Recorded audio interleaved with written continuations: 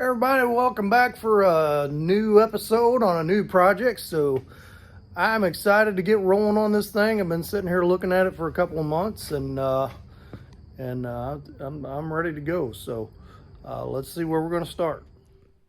No, you're not bringing home another piece of junk.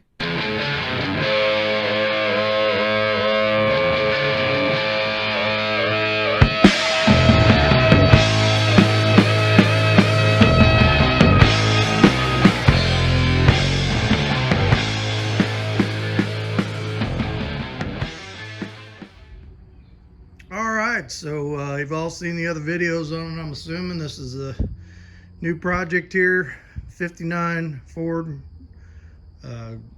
country sedan wagon. We're going to talk about what we're going to do on this thing, but before we do that, let's see where the last one ended. I'd do a quick update on that, and she is pretty much done. I mean, we've got front bumper on this thing. I've got clear coat on it. I've got, you know, door handles, locks, mirrors. Got my shit boot in there. Got my inner door panels on there. Got my, whatchamacallit's up there, my sun visors. We sprayed a bed liner, or a roll of bed liner in the bed. Got the pop-up windows in the back. Rear bumper made and on there. And took it out and drove it yesterday. Drives pretty good. I've got to make a little adjustment to the front end. I think my toe end is kind of wrong. I got a squealing tire when I'm going down the road, and I took a measurement last night, and my toe measurement is a little bit off. So got to adjust that, and then I think it's pretty much good to go. So anyway, thanks everybody for following along on that, and now we're going to get rolling on this. So what we want to do this video, this is a donor car, 96 Lincoln Town Car. This was my brother's car, and we are going to transplant the 4.6 and the automatic and the fuel injection and all that in the wagon. Don't know what else I can use. I'm thinking I'm going to just cut the entire floor pans out of this thing and use that to patch the floor in that. The floor is pretty bad in this thing. But for this video, it's going to be try to get this thing stripped and out of here, and the wagon moved over here. So I got some space to work because I'm going to be pulling that drivetrain.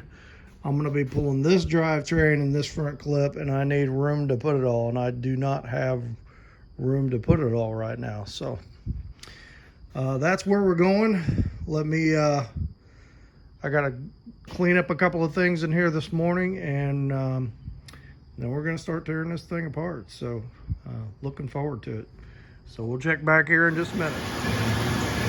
All right, so this thing is it's got a bunch of gas in it. It's got like 15 gallons of gas in it.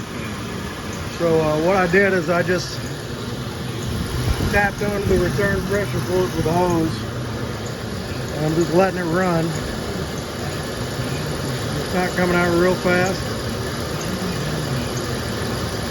but it is coming out. So we'll let that run for a while, drain some of this gas out. I don't know if there's a faster way to do it or not, but it's working, so it's fine. So while it's doing that, I might take some other stuff apart. Start taking some things apart on the inside. You know, the interior's got to come out because we're going to pull all the wiring out of this thing, the whole harness front to back. And my initial plan is I am just going to skinny that harness down and use it in here with the fuse box and everything. I got a wiring book. So that should help me do all that. This thing has zillions of bells and whistles on it that this car is not going to have, that I'm not going to need. So I'm going to let that run for a while. We'll pull some interior stuff out of this thing, and we'll take a look at it. All right, we're getting this thing stripped out. And man, there's a lot of wiring in this thing. When you figure all the seat gizmos and the 900 courtesy lights, there's There's a lot of wires in this thing, but I think today we're just gonna focus on getting this interior all the way stripped out. And I've already emptied one jug, so we're filling it up again. And I'm just dumping all that gas in my truck, but this thing has been running for about 2 hours, just sitting here idling. And temperature's good. Down to 10 gallons. I had 16 when I started. And so I'm sitting in here sweating to death, tearing this apart, and I thought, this thing's got air conditioning. So I cranked the air way down, and man, it is cold. So this is kind of nice, sitting here running, stripping this thing out, and having this wonderful air conditioning to work in. So that's what we're working on. Let's get back to it and get some more junk out of here. We're starting to pile over there. Right, so the pile's getting bigger, and I am just going through here and trimming out this wiring harness. So, like, instead of pulling it out of the doors and everything, I'm just cutting all that stuff. And I'll tell you what, this thing had a pretty fancy sound system in it one time. It had 2 JBL amps and JBL speakers, and it wasn't all 30 years old. I'm probably trying to save it, but I doubt it's any good. I mean, the radio worked, but you know, I'm not going to go through all the hassle of stripping all that out and putting it in another car. 30-year-old system when you could buy a decent sounding system for a couple $100 nowadays. So up here on the driver's door, so this had the touchpad for the for the security system, and then there's a module in the door that looks like it is a security module, and it even says keyless code 17091, and that's the code he gave me to open the door. So I mean, all that is going to get bypassed when we put this drivetrain in the car. I'm probably going to have to get a PCM program to get rid of all this. I don't think this is the pad system. I think this is the older version. But it's going to go away, but for now we're going to save it all. So I'm pretty much done with the wiring in here. That's interesting, there's one ground back here.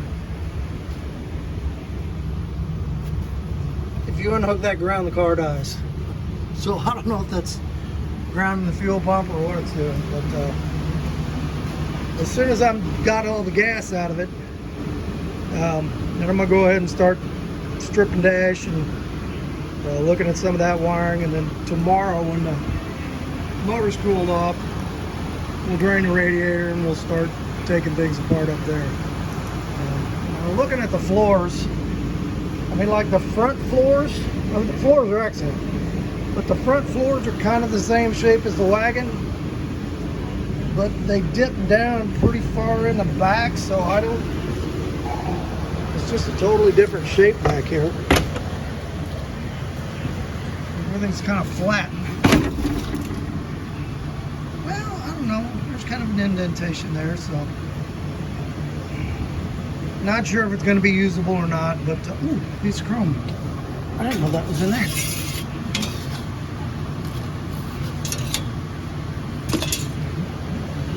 So I don't know if we're just gonna use those floor pans in here, or we're gonna buy floor pans, or we're gonna make floor pans, or that's still all up in the air. But that's probably one of the first things we're gonna tackle on this part. Once I get this flanking out of here, I'm gonna pull these seats out of here, clean this thing out, and we're gonna start, I think, by either we're gonna start fixing floorboards first, or we're just gonna go ahead and get the old drivetrain out first. I don't know which we're gonna do first, but one of the two. So, anyway, back to stripping. All right, morning everybody. So we're back on it today. I'll show you where I stopped yesterday. So I got pretty much everything out of here, and I'm getting the dash stripped out. Got a lot of the wiring harness out back there, so I just need to pull it all forward, but the rest of it I'm trying to take out in one piece. So today we're going to focus on getting the engine all unhooked, coolant drained out of it. My buddy Bruce is coming over later. He's got a portable lift thing he's going to bring, and because I'm thinking about buying one, I want to try this thing out before I invest in one. And we're going to lift this thing up, cut the exhaust off it, get everything unhooked. But and then yesterday I ran this thing all day, sat here and idled, ran perfect, air conditioner cranking, temperature never got warm, oil pressure stayed good, so I feel pretty good about that. But it pumped, using that return, I pumped all 16 gallons of gas out of this thing and ran it down to where it ran out of gas. And it took from, I had this thing running from probably 8:30 in the morning until about 1 o'clock in the afternoon, because that just idling, you don't get a whole lot of gas out of that return, but it did get it all out. So happy to do that. Now that pulling the tank out, now I don't have to pull a tank out full of gas, and I got to use all the gas. So anyway, I'm going to start stripping all this. Interesting thing on these Lincolns. So I'm looking for the ECM. It's like, where is it on this thing? So you look at this plug here. The ECM is actually mounted to a bracket under the firewall, or on the inside, up by the steering column, and the plug goes through here. So, man, talk about a pain to get to. It's I don't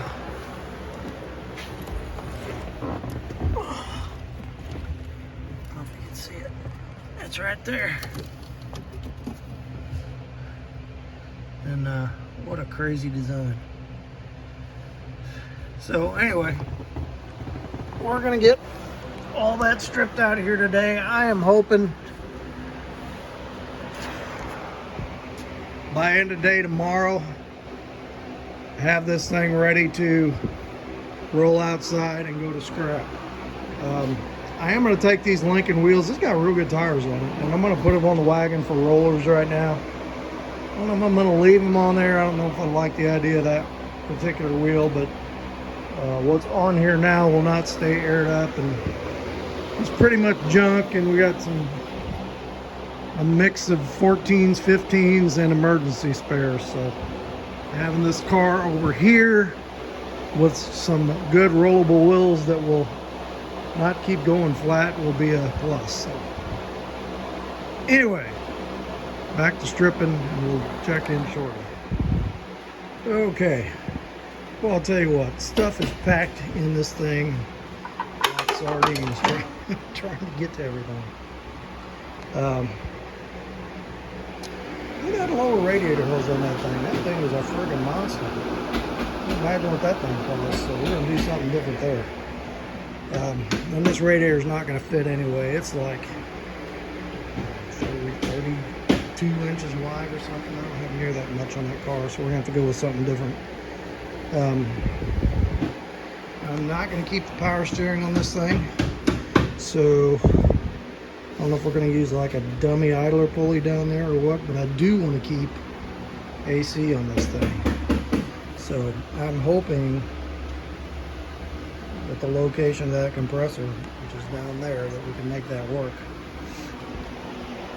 But anyway, just still stripping stuff out of here. We got the engine power harness and fuse box and all that, relay box and all that over here. And I got a power distribution box over there. I need to figure out. I'm trying to get all the wiring unhooked from the motor that goes to the car, so I can just pull it out with the engine harness on it, and then we can take it off and label everything when we got it off. Because I am going to do, I think we are going to open this engine up. One, the miles on it, and two, it's got a pretty good leak. It's either the front of the oil pan or that front crank seal is leaking. Or it could be the oil filter back there. It's like right down in there, there's quite a bit of white oil. fix all that, clean everything up, put some new outer gaskets on it before we drop it in that car. We'll probably test fit it first and get all our mounts figured out, and then pull it back out and do all that. I'm getting a new roof put on today. A little noisy back there. Okay, let's keep going. I'm gonna keep working on getting wiring and all that unhooked on that side. I think I'm pretty good on this side. And I was trying not to spill stuff, but you know how that goes. So, all right, back at it. Okay, so rolling along, we got the I got the wheel wells out of this thing. I got this side of the wiring harness all pulled back, that side of the wiring harness all pulled back, and they got to come out from the firewall. So everything wiring connecting the car to the motor is unhooked. I got the motor mount bolts out, which was a freaking nightmare to get to, but we got them out. Now I'm just working on getting the cross member unbolted. I gotta get the exhaust cut off this thing. I gotta get the drive shaft cut out of it and do one last sweep around it just to make sure nothing else is connecting. And then I think we can figure out how to get this thing out of here. So we're getting awful close. But man, this thing is a wide motor. It's gonna be fun to put in there, I'll tell you. But we'll get it in there one way or another. So okay, all right, we're gonna keep going. All right, we got so excited I forgot to start the camera. So it's part of the way out of there. Being finicky, so we're gonna have to do some catalytic converter surgery, converterectomy.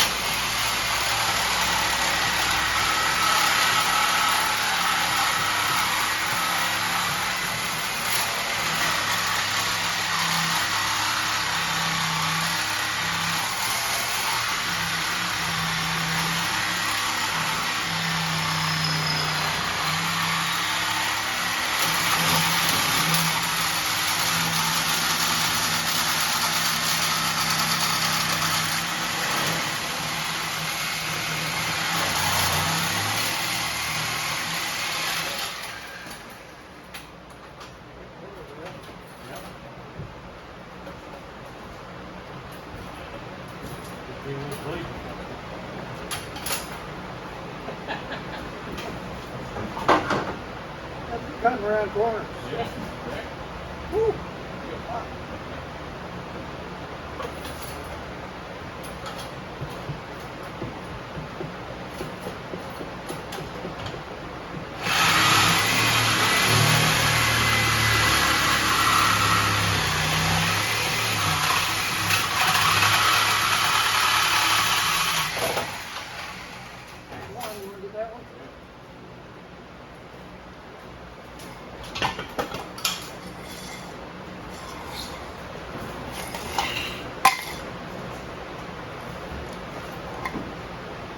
Try to cut.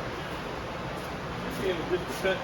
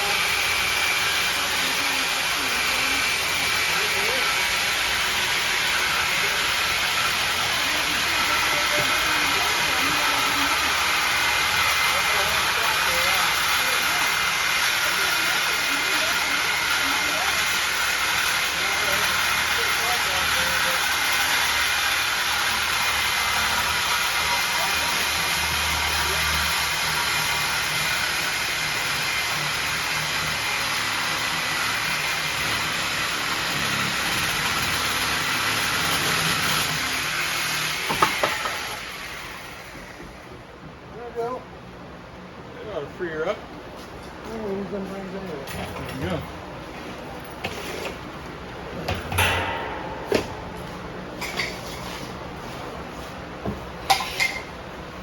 Now it's coming out. He's making you sweat. You want to kiss it for good luck? And get dirty. Yeah. Nothing wrong with getting dirty. So I tell her pretty much every day. I get at the end of the day, I'm like, I can't even go pick Elisa up or touch her take a shower. Yeah, you got showers in New England. Yep. That's what he does. He goes straight into the shower. Yep. That is a big motor. Actually, it's a small motor. As far as the good size, it's just dimensionally big. Yeah, we got good hooked on this stuff. It's dimensionally big for sure. So like mom and dad, I put them down to look at a camper in Bon Terre today. Oh, yeah? No, it had a really good price tag, thought, but we got down there and found out it had salvage tire. Ah, I've had that happen to me. Is it a It was C-Class? Yeah, C-Class. It was really pretty. And it had 2 slides on it. Oh, and then we got these. But there's stuff on the body there. Stuff back there. Yep. There you go. Free me.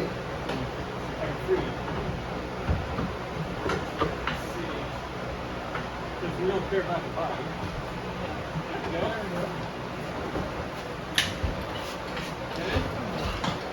Viewer? Now we do have tubing up here that you're coming up on here, see?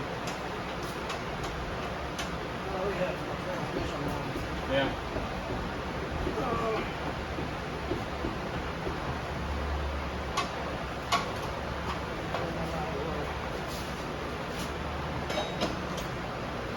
Hold that motor, dude. What's that? Hold the motor. Okay, got it.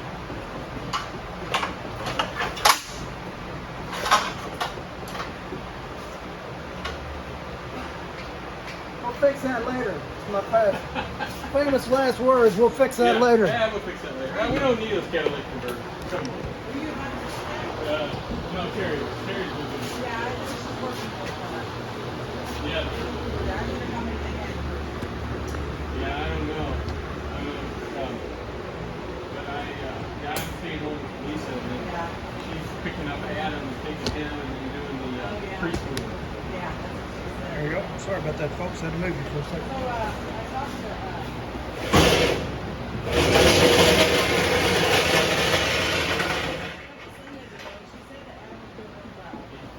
Yeah, we were just talking about that too. He's been doing great.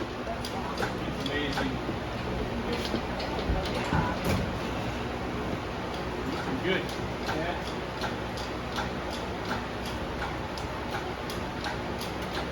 There you go. my granddaughter went to the Catholic Bible school in the state. She came home, she said, what did you do at Bible school? She said, we talked about Jesus. And Ruby said, what else did you do? She said, that's about it. Well, that's perfect. That's the main thing. And we can go on that side All right. and grab the tail shaft and just swing it over. Swing it this way. Yep.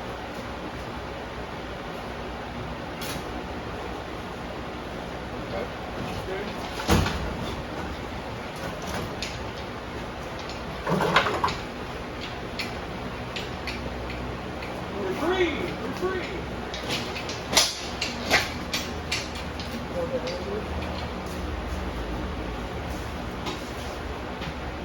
All right, straighten her up.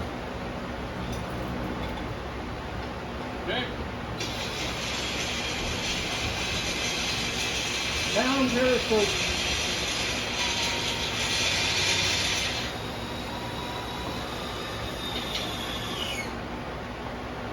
Piece of cake. Yeah. A couple more. All right, there we go. All right. Get back in the picture, baby. Okay, we made a somewhat of a hideous mess, but that's all right. You know. that's it for today, folks. We'll pick this back up tomorrow and hopefully finish stripping this thing out and get it pushed outside. All right, day 3 on this thing, and oh my gosh, what a colossal mess. Anyway, for today, the goal, well, the first goal is clean up all this transmission fluid. But I need to get the rest of the wiring out. I got the fuel tank cut loose. I want to get the fuel tank out of it, and I want to get the floors cut out of it, and I want to get these tires and wheels put on that car and that car over in this spot, and we're going to shove this out of the way too. So, oh man, a lot to do today. But I'm off the rest of the week. Today's Wednesday, so if we don't get it all done today, I got a few more days. Tomorrow I got other stuff I got to do, but we're rocking and rolling on it. So let me open the door, push this thing out of the way, push this out of the way, clean up the mess, push it back in, and then we'll get rolling again. All right, that's better. We got the motor pushed over here. You know, I've worked on this thing for my brother several times, but I just don't know a whole lot about these mod motors. So this thing is wide, and it's going to be fun to get in there. But I've seen it done before. I've seen pictures of it. I know it can be done, so we'll figure that out. I kind of need some more cat money. Might have to go get a bag. But out here, I had a massive pile of interior parts, carpet, just, it was tall as that trash can. And so it worked out good that I was having my roof done yesterday because they had a big dumpster outside, and they were kind enough to let me throw all that junk in the dumpster. And I'll tell you what, these folks that were here, they were immigrants. I guess they were Mexico or something. Didn't speak much English, but these were the hardest working folks I ever seen. I mean, they did that whole roof in one day, and they had some young gal down here loading shingles as they threw them off the roof. They had about 5 guys on that roof and 2 girls down here at the bottom. They worked circles around me, even 20 years ago. I think they would have worked circles around me. They did a fine job. They worked a 12-hour day, and never complained a bit. They were laughing in a good mood, had their music playing, and I think we could learn something from people like that. But anyway, I'm getting off track here. So I'm gonna hook up a fan in here, kind of keep me cool, move that fan over here, and start stripping out the rest of this wiring in here, and we'll go from there. Okay, so we got the oil all cleaned up, rolled back inside. You would not believe how much wiring is in a Lincoln Town Car. So originally my plan was like do like my other cars and just kind of make this wiring harness fit that car. I'm not doing that. There's too much stuff. So we're just going to rewire this factory. We'll just build a new harness off the schematics and rewire all this, put a more modern fuse box in it, and then we'll tap in the engine wiring once we get all that figured out. There's just too much junk on this car, and you got to completely destroy this thing to get all the wiring out of it. And that's not even all of it. I mean, there's still courtesy lights and all kinds of you know, the sound system I left in, the window motors, and there's just so much stuff that I just left that I'm not going to use. So got the accelerator pedal and cable out. Next thing we're going to do is cut this floor out. So I'm gonna chop back all this. There's some broken glass in here. I think my windshield broke it one time or another. There's like little glass shards everywhere. So we'll get all the bolts. We'll shop vac this out. We'll get these plastic wire gutters out of here. And then I'm just gonna cut right down the middle. Probably, I don't know how far back exactly. And then cut across there. And then cut this into 4 big sections and pull it out. And I'm gonna see what we gotta do underneath about like where the body mounts are. But I'm hoping we can use some of this for the floor in the wagon. We'll see. You know, if it doesn't work out, at least it's here. If we end up not using it, we'll just pitch it. But I'm hoping it'll work. The shape is similar. So, like I said, we'll see. Anyway, time for a lunch break. Then we're gonna come back out. We're gonna whack this floor out. Wheels and tires going over there. These wheels and tires get aired up, go over here. Gas tank needs to come out. And then I think that's it. I don't think she's ready to go to scrap. So, hoping to get this finished today. But we're cranking on it, so back in a bit. All right, starts half of them out. Get the other half. And you know, I'm not sure if I'm going to be able to use them, but I would rather cut them out and have them here for as little work as it is, and not be able to use them than to have not cut it out and tried it. So the front, I think, is going to be good. The shape is really close. The back it's like more flat, and this is, you know, it's got a pretty deep well in the back, so you know, we'll see. Can never fault yourself for saving old sheet metal and use it for something. So, all right, let me get this other side cut out. All right, floors are all out. We're gonna do a product review here. Bruce brought his quick jacks over, and let's see how these things work. I might be interested in getting some of these.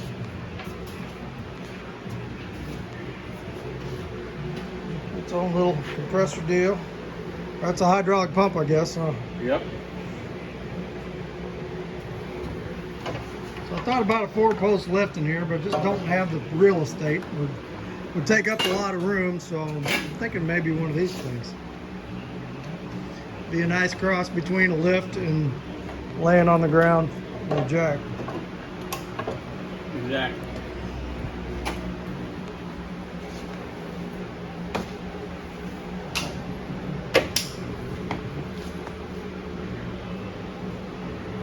You don't have all the dog hair in your garage that I do.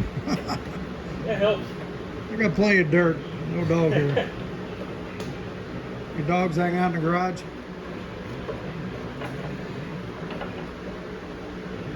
Yeah, my dogs, they 3 German Shepherds, it's just dog hair everywhere.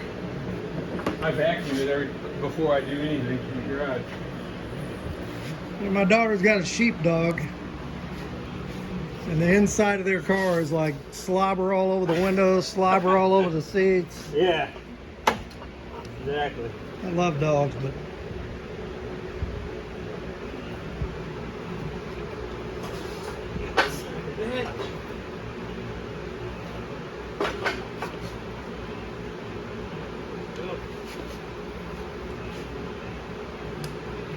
Yeah. you just shove her under the frame rails, I guess. Frame rail. Okay. Just slide the heads up and down and move. Turn this off a second. You're right. Let's check this thing out.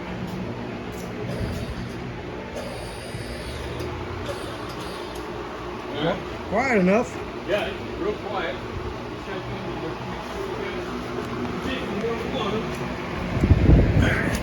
Yeah, this looks good over here. Yeah, I need to go in over here. Oop. You let it down just a hair. Yep.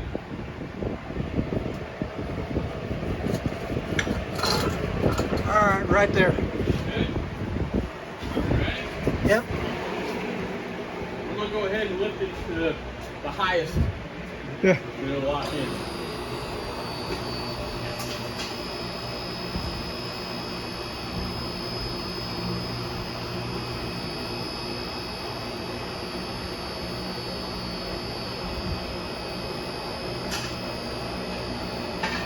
We're pretty high. Yeah.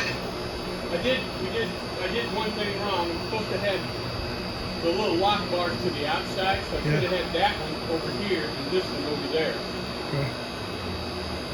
Doesn't really matter though, does it? It's just you got to reach under to unlock it when it's time.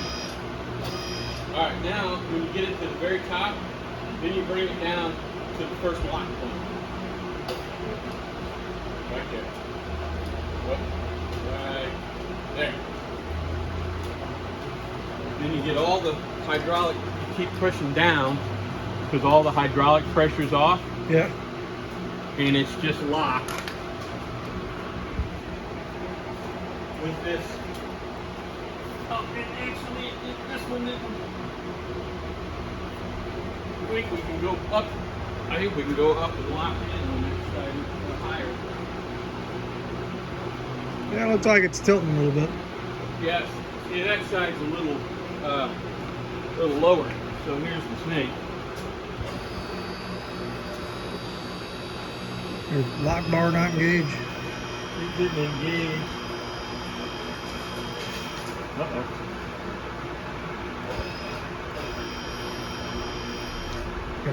Pop it in place or what? Sure.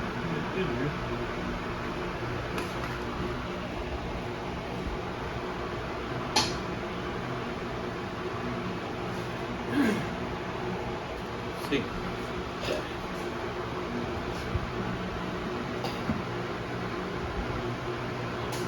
There. There you go.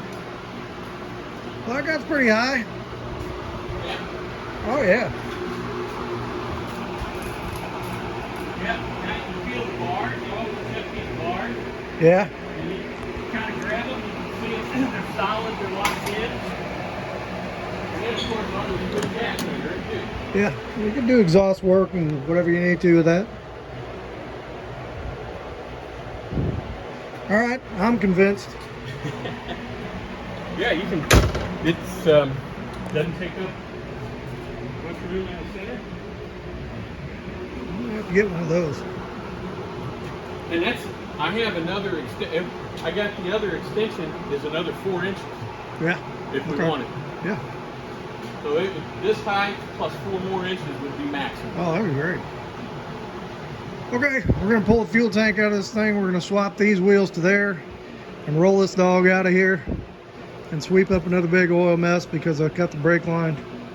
And we're gonna be done with this thing. We're gonna get it out of here. So let's get that done and then we'll take a look where we're at.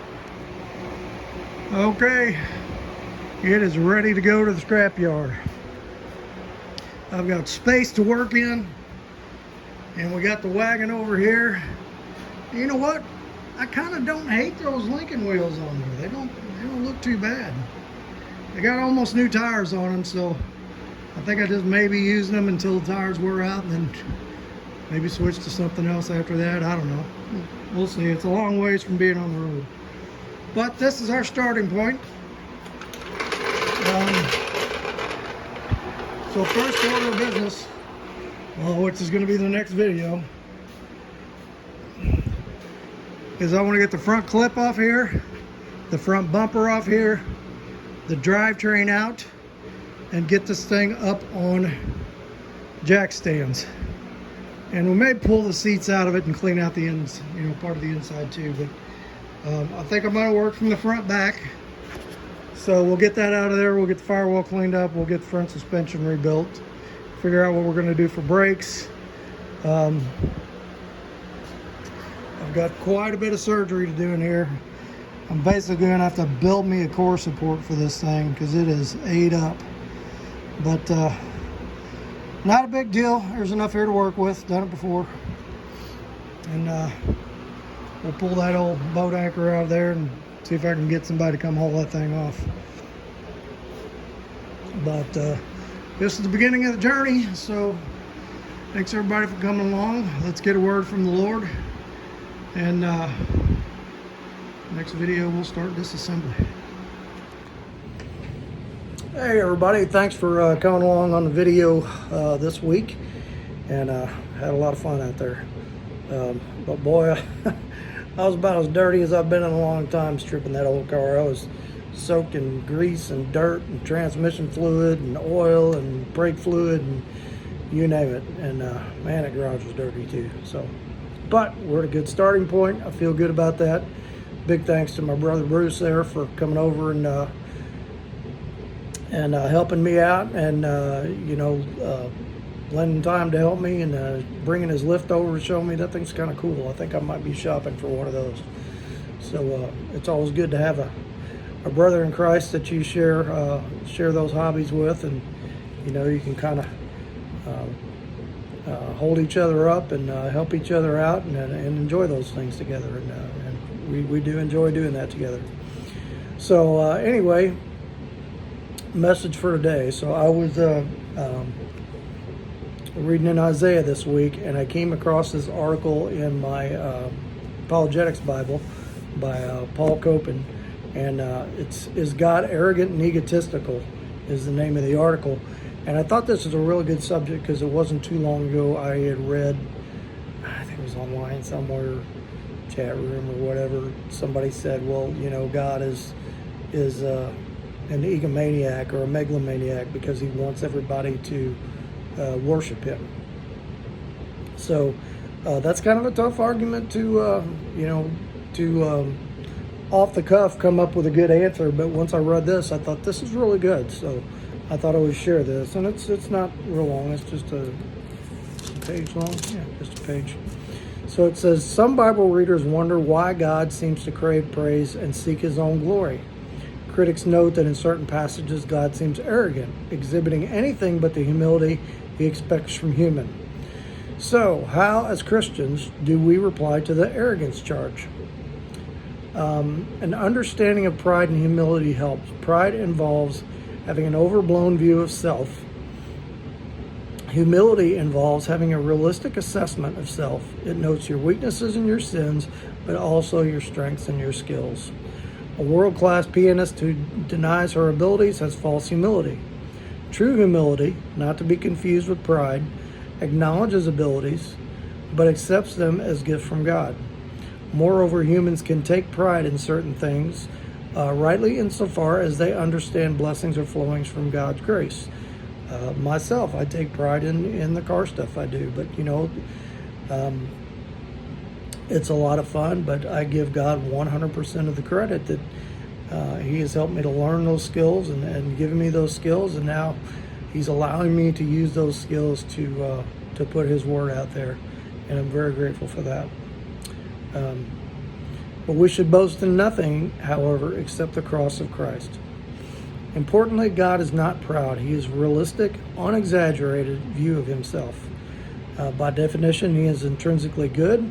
He's worthy of worship and the greatest conceivable being. He doesn't think of himself more highly than he ought to. This point, however, inevitably leads to three related questions. First, if he did not do so for the sake of personal ego boosting, why did God make humans in his own image? The answer is that God was simply spreading the blessings inherent in himself. Humans share in some of his divine qualities like rationality, creativity, and moral agency. These gifts express God's generosity at work. Humans share in the privilege and the responsibility of ruling creation with God, as it says in Genesis. The second question is, why does God demand worship? Just as humility is rooted in reality, so is worship. God has placed eternity within humanity. Men and women are designed to find satisfaction in God, who alone is worthy of utter trust and devotion.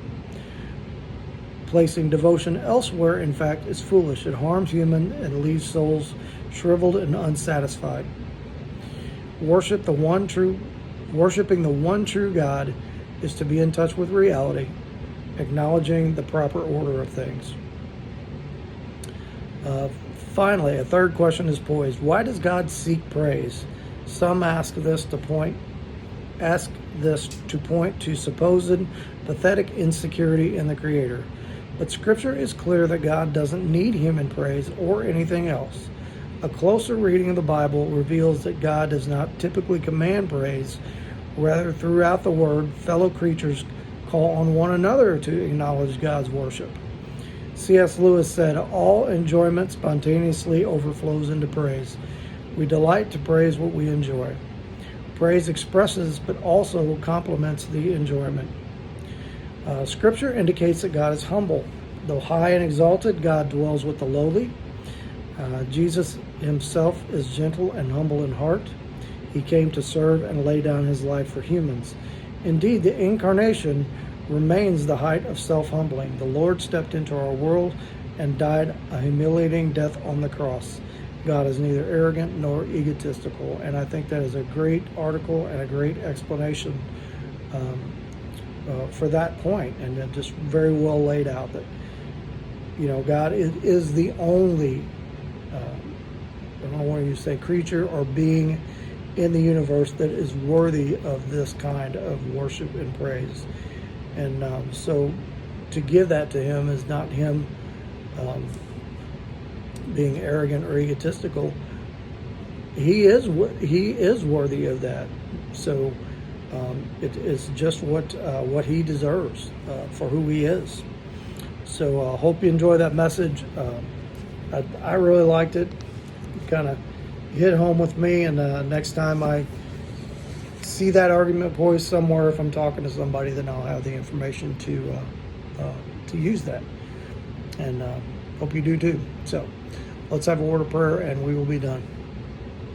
Father, I thank you for today. Thank you for everyone who watches this channel and shares in this time with me, especially this time at the end where I am trying to put forth your word, which is the most important part of this. And I thank you for Brother Bruce and for all the other guys I know that are in the Christian car community, that we are able to share that hobby and use those skills to glorify you. And I just pray for everyone that is watching this, that if there's anyone out there who's a Christian, I wonder if they can do the same thing, that you would just encourage them and help them to find an outlet for that. And if there's someone watching who is not a believer, that you would soften their hearts and use your word to bring them to you. And we ask this in the name of your precious Son, Jesus. Amen. All right, hit like, hit subscribe, leave a comment, and new project, man, this is cool. I'm excited. So we'll catch you on the next one.